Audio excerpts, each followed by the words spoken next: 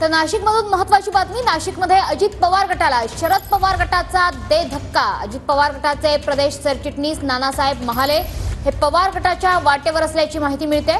नानासाहेब महाले आजच शरद पवार गटात प्रवेश करणार आहेत। माजी आमदार नितीन भोसले यांनी ही माहिती दिली आहे। आज 100 पदाधिकारी हे शरद पवार गटात प्रवेश करणार असल्याची माहिती आहे। नाशिक शहरातले अजित पवार गटातील काही कार्यकर्ते जे आहेत ते आज शरद पवारांच्या उपस्थितीमध्ये बारामतीतल्या गोविंदबाग या निवासस्थानी पक्षप्रवेश करतात। आपल्याबरोबर माजी आमदार नितीन भोसले आहेत। आज साधारणतः किती कार्यकर्ते जे आहेत ते पक्षप्रवेश करतायत, कोणाकोणाचा नक्की पक्षप्रवेश होणार आहे, महत्त्वाचे काही पदाधिकारी आहेत?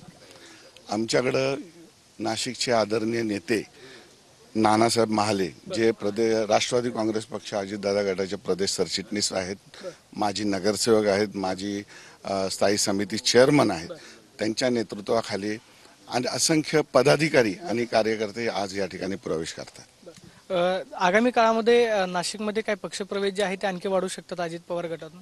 खूप मोठ्या संख्येने लोक माघारी येणार आहेत। नुसते आमच्याच पक्षाचे नाही तर इतर पक्षातले सुद्धा लोक मोठ्या संख्येनं आमच्या पक्षामध्ये आगामी काळात तुम्हाला बघायला मिळेल की शरद पवार राष्ट्रवादी काँग्रेस पक्षात प्रवेश करणार आहेत। कॅमेरा पर्सन अभिजित पिसेसोन, मी प्रदीप कापसे, TV9 मराठी, बारामती। तर आज बारामतीत गोविंदबागेत 100 पदाधिकारी हे शरद पवार गटात प्रवेश करणार आहेत। सोबतच नानासाहेब महाले हे आज अजित पवार गटातून शरद पवार गटात पक्षप्रवेश करतात। त्यामुळे नाशिकमध्ये शरद पवार गटाचा अजित पवार गटाला हा दे धक्का म्हणावा लागेल। दुसरीकडे संभाजीनगरमध्ये सुद्धा ठाकरेंनी भाजपला धक्का देण्याचं ठरवलेलं आहे। त्याच्यामुळे माजी आमदार नितीन भोसले यांनी दिलेल्या माहितीनुसार नाशिकमध्ये प्रदेश सरचिटणीस असलेले नानासाहेब महाले हे आता पवार गटाच्या वाटेवर आहेत। नाना महाले हे प्रदेश सरचिटणीस पदावरती काम करत होते, मात्र आज शरद पवार गटामध्ये त्यांचा पक्षप्रवेश होतोय।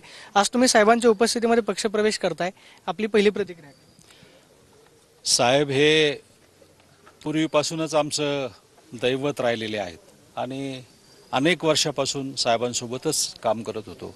पण मधल्या काळात थोडं आम्ही बाजूला होतो, त्या ठिकाणी जरा आमची घुसमट होत होती। परंतु आमचे नाशिकचे सर्व साहेबांबरोबरचे जे नेते आहेत, नाना असतील, पिंगळे साहेब असतील, नितीन नाना असतील, या सर्वांशी आणि मग सगळ्या कार्यकर्त्यांशी चर्चा केल्यानंतर सगळ्यांचं असं म्हणणं पडलं की नाही, आपण साहेबांसोबतच जायचं आहे।